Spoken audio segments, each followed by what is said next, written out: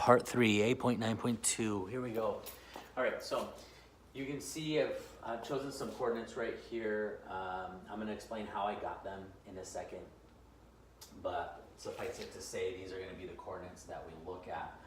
But I want to talk to you really quickly about what we're doing in this segment. We're looking at decay. And exponential decay just means that something is breaking down very quickly, right? It could be a bank account, it could be the amount of a mineral in some sort of rock or something like that. So it can, decay just shows that a graph, that whatever we're graphing is lessening very quickly, all right, almost as quickly as our growth. All right, so we're looking at this function right here, g of x equals 1/2 to the x power minus 5, okay? And at first, we're gonna graph the parent function, and then that parent function is just this piece right here. We're multiplying a to the power of x, okay? And that's right here, boom. We're gonna graph g of x, and we're gonna see that it's a translation of this graph right here, which means it moves somewhere, we're not sure where, and we wanna know which direction and how many units it moves, all right? So we have points right here like -2, 4, we have -1, 2, 0, 1, and then so on and so forth. It just goes like this. Well, I multiplied these out, so I did 1/2 to the -2 power, which is 1 over 1/4, or 4, minus 5 is -1. And then I did 1/2 to the -1 power, which is 1 over 1/2, or 2. 2 minus 5 would be -3. And then I multiplied this out, 1/2 to the 0 power would be 1. 1 minus 5 is -4. And then I multiplied 1/2 to the first power, which is just 1/2 minus 5 is -4.5. So on and so forth. 2 would be -4.25. So I'm going to plot these points on here with my brown marker. Okay, so when we're at -2, we're at -1. Okay, when we are at, and that's from where on the on f of x is -2, 4, right?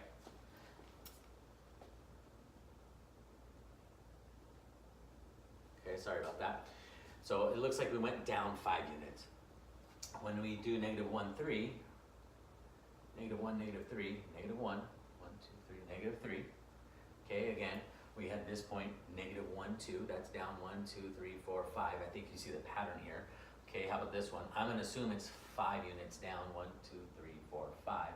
Okay, I think our translation is going to look like that. And then these values are really indeterminate, -4.5, so that's going to be like right here. -4.25 is going to be like right here. Okay, so it's going to basically go like this. Okay, and so basically, function g of x is a translation of, it is a translation 5 units down the y-axis. All right, so we're taking everything and we're moving it down the y-axis. Okay, done. Now we're going to use this transformation to sketch the graph g of x at the right. Okay, we did that. Boom, we're done. Okay. Now g of x equals 1/3 to the power of x plus 2 plus 1. So the parent function, again, we're just taking this piece right here. So it's 1/3 x. Okay, that's our starting point. And let me write it like this. F of x equals 1/3 x. Okay, the graph f of x is shown at the right. So this is what it looks like. All right, the graph g of x is a translation of the graph f of x by how many units and in which direction? Well, let's figure it out. Okay, so using these same coordinates, okay, -2. So if we had -2 plus 2 is 0, that means that this is 1. Okay, 1 plus 1 is 2. Okay, how about -1? -1 plus 2 is 1, so this is 1/3 plus 1. That is 1 and 1/3. Okay, I think we're going to get too close to our x, so I'm going to go back even further, -3. Okay, -3 plus 2 is -1. That's 1 over 1/3 or 3. Okay, -4 would be -4 plus 2 or -2. That'd be 1 over 9, 1 over 1 over 9 or 9. And I think that's all we're going to be able to go. So I'm going to put it in brown here. -4, 9. 1, 2, 3, 4, 9. Okay. Sorry, there's no earthquake. Someone just shut the door nearby. -3, 3. 1, 2, 3. 1, 2, 3. Okay. -2, 2. 1, 2, 1, 2. Okay. And then -1. -1, 1 1/3. So basically right there. And then when we get to 0, okay, 0 plus 2 would be 2. So 1/9 plus 1, 1 and 1/9. So we're looking at this. Okay, so, oops, I didn't even cut it quickly enough. All right, and that's what it looks like.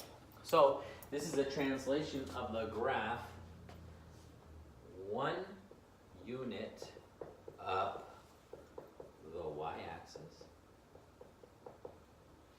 and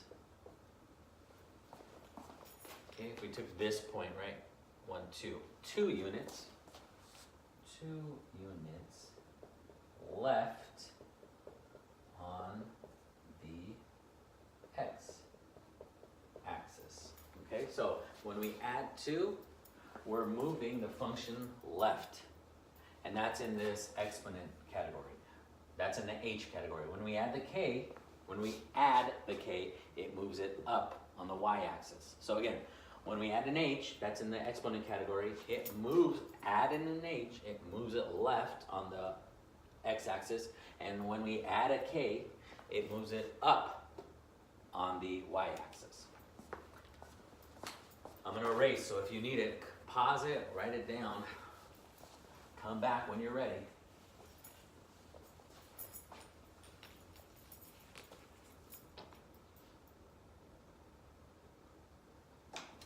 Okay, so how is the graph g of x equals 0.25 or 1/4 x minus 3 related to the graph f of x equals 0.25x? Okay, it is a translation. Okay, when we added to the exponents, it moved our graph left. So if we're going to be subtracting, it's going to translate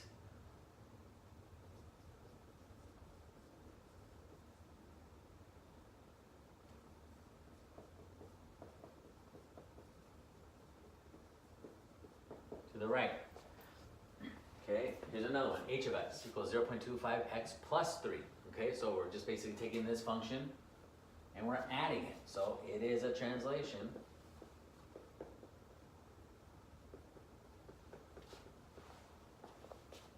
of graph.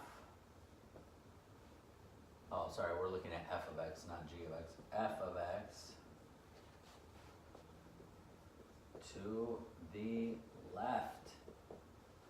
All right, how is graph g of x equals 0.25x minus 3 related to this one? Okay. Graph g of x is a translation. Okay, this is plus 3 and this is -3, and our g of x function moved to the right, our h of x function moved to the left. So g of x is a translation of h of x 6 units to the right. So if I had graphed this one, I could just count over. If it was like this, I could just take this point and go 1, 2, 3, 4, 5, 6, and that would be this point right here. My graph would look something like that. Okay, obviously it wouldn't come up, it would just stay close to that line. All right, that's really all that we're working with today. Pause if you're lost, go back and watch, and otherwise take this down and get ready for example 4 or part 4 of our video series.